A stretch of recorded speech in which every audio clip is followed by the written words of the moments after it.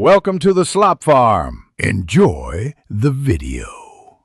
You begin by making one Apple ID the family organizer. Sign in on that device and open Settings. Tap your name, then Family Sharing, and choose Start Family Sharing. Select Purchases, iCloud Storage, or Location as you need. Once done, make sure iCloud and Find My are enabled. This reduces roadblocks later.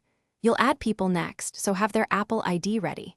If someone lacks an ID, create one on the spot. That way you keep momentum and avoid interruptions. You tap Add Member and pick Invite via Messages or Invite in person. Sending a message is fastest. When adding a child, select Create an account for a child and follow the age and privacy prompts. This activates Ask to Buy automatically if you want parental approval. Once members accept, assign shared services: Apple Music, iCloud Storage, app purchases, and location. Make choices now so permissions match real needs. This prevents later confusion. You finish by confirming purchase sharing and setting the family payment method. Go to Settings, tap your name, then Family Sharing, and review shared subscriptions and purchases.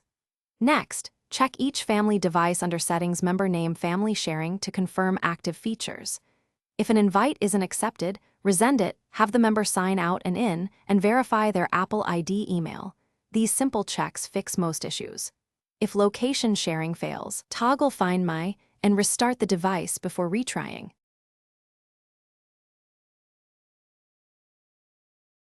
Thanks for watching. Consider subscribing if we helped you today.